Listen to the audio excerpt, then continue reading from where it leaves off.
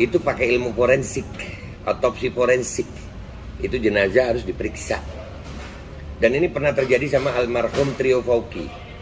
Almarhum Trio Fauqi itu umur 22 tapi. Dan itu terjadi otopsi, diangkat.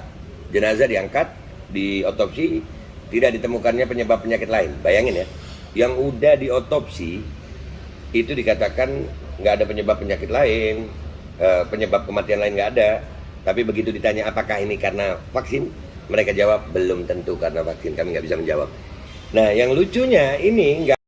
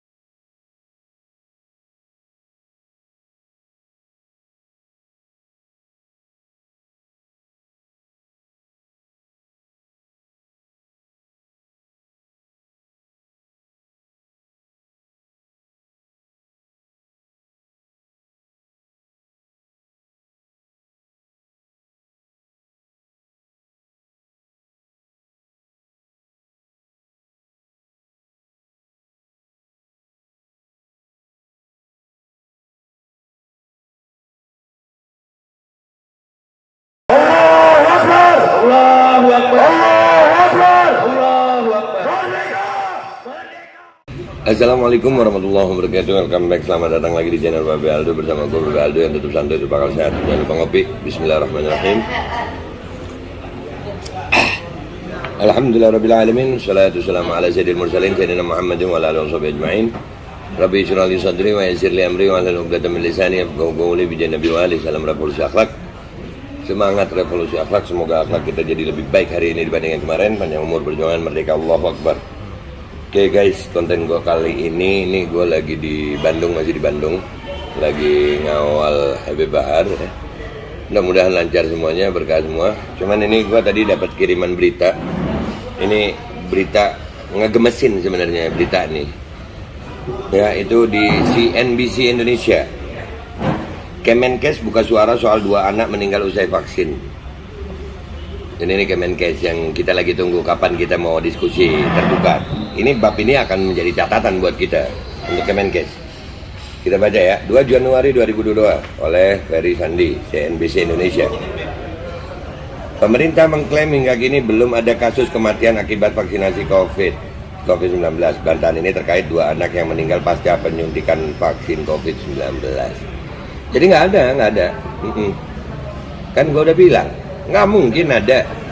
Mau banyak orang kena micin nih, kagak ada. Pemerintah akan bilang itu bukan karena micin. Mereka tahunya pokoknya nyuruh aja. Masya Allah ya. Ini bagaimana orang yang kejadian itu kan tanggal berapa itu ya, kejadian anak di Jombang itu 2 hari lalu ya. Hanya berapa hari mereka udah bisa bikin kesimpulan. Loh, kalau mau tahu itu kesimpulannya bukan karena micin, itu harus ada otopsi. Dan otopsi itu prosesnya lama. Ini nggak ada otopsi, tiba-tiba disimpulkan bukan karena micin. Bilang aja kita nggak tahu ini karena apa, gitu masih mending. Karena belum diotopsi. Tapi ini nggak diotopsi, tapi mereka bisa menyimpulkan. Dari mana kesimpulannya? Pakai ilmu apa itu? Menyimpulkannya pakai ilmu apa? Kedokteran dari mana ini? Ini Kemenkes bisa begini, gimana caranya nih? Ini yang ngomong jubirnya nih pasti. Kayaknya nih. Data Komisi Nasional Kejadian Ikutan Pasca Imunisasi Komnas KIPI hingga 30 November 2021 menunjukkan sebanyak 363 KIPI serius yang dilaporkan di seluruh provinsi di Indonesia. Namun kasus meninggal sampai saat ini belum ada. Kopi gue nggak enak pagi ini. Dibilang belum ada. Iya Pak, yang kemarin itu apa? Enggak, itu kalau yang satu karena yang sunat, yang cowok kan katanya bupatinya itu habis khitan. Nah yang terakhir yang cewek habis apa? Dibonding. Ya habis dibonding terus mati gitu ya. Kembali ke Allah Subhanahu wa taala. Iya dah. Ya.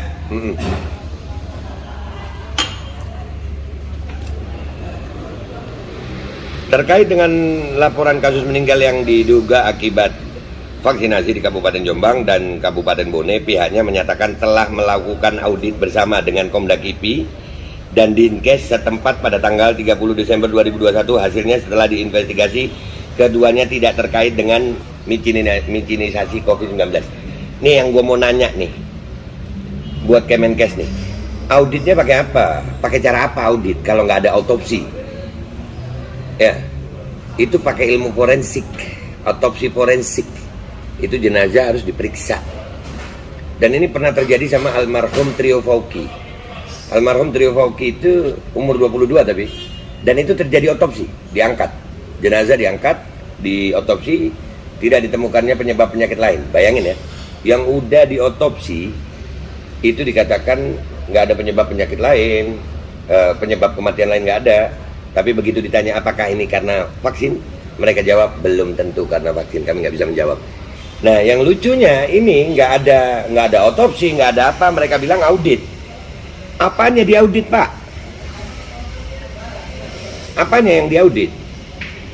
Orang meninggal apanya diaudit kalau bukan otopsi? Kasus kematian di Kabupaten Jombang disimpulkan unclassifiable. Unclassified. Berarti enggak. Unclassified itu gimana ya? Tidak cukup data. Nah, kalau tidak cukup data, bilang tidak cukup data. Jangan bilang bukan karena micin gitu. Lah terus karena apa, sayang? Karena apa? Mati itu pasti ada sebabnya, pasti. Sementara kasus kematian di Kabupaten Bone disimpulkan koinsiden dengan penyakit jantung bawaan, ucap Prof. Hindra. Profesor loh ini. Prof. Hindra yang terhormat. Kalau tahu ada penyakit jantung bawaan, waktu screening gimana? Waktu screening gimana? Apakah nggak ada yang tanggung jawab? Waktu periksa pertama gimana? Kan udah tahu, nih makanya di lapangan itu jangan memaksa orang gitu. Karena orang punya penyakit bawaan itu jangan dipaksa gitu. Kadang-kadang di atas bilang nggak boleh penyakit bawaan ada untuk dimicin, tapi di bawah kebijakannya menekan micin. Ya akhirnya orang yang penyakit bawaan karena keperluan sehari-harinya terpaksa menerima micin, akhirnya mati. Dan kalau udah mati penyakit bawaannya yang dibawa. Aduh, Prof. Indra, ya Prof. Indra, ini Kemenkes ya. Mudah-mudahan kita ketemu sama Prof. Indra nih. Juru bicara micinisasi Kementerian Kesehatan, Dr. Siti Nadia Tarmizi, ada lagi kan? Juga mengatakan bahwa antisipasi terjadinya KIPI merupakan salah satu fokus perhatian pemerintah. Untuk itu pihaknya bekerjasama dengan Komnas KIPI di tingkat nasional dan Komda KIPI untuk terus memantau dan memberikan edukasi kepada masyarakat. Yang perlu diedukasi itu ibu dan masyarakat barengan. Nggak semuanya masyarakat itu bodoh, Bu. Nah ini contoh ya. Kebijakan dari Kemenkes itu kalau orang punya komorbid nggak boleh divaksin. Tapi di lapangan tanpa sertifikat micin, orang nggak bisa ngapa-ngapain. Akhirnya orang pilihannya itu kadang-kadang terpaksa gua micin karena gua harus ini. Nanti kalau udah ada apa-apa, dibilang komorbid. Ya, ini aneh emang, logika terbalik nih. Satu orang punya penyakit bawaan, terus kena copet. Itu yang salah copetnya. Ini penyebab kematiannya copet. Penyakit bawaannya nggak ada tuh. Tapi kalau ada penyakit bawaan sama micin, langsung yang salah penyakit bawaannya tuh. Ini logikanya begitu terus ya, Bu.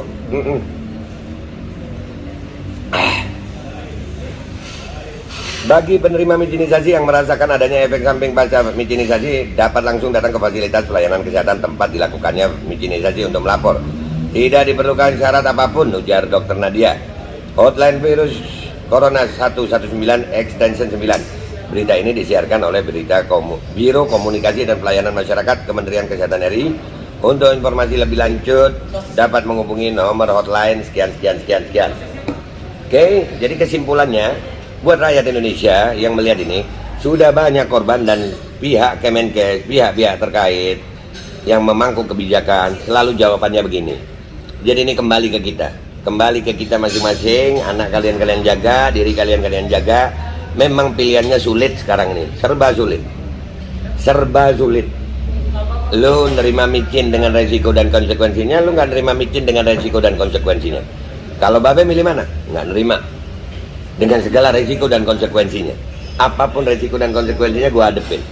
Karena di sini gue berkeyakinan mandatori itu nggak boleh ada mandatori. Kita mau ngejar terus, hentikan ini mandatori. Karena pemaksaan ini itu udah melanggar hak asasi manusia, melanggar undang-undang, ya, melanggar undang-undang.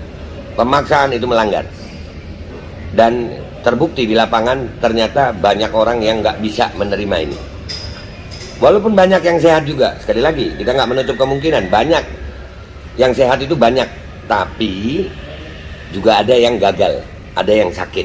Jadi tolong hentikan pemaksaan. Itu aja dari gua, konten gua hari ini.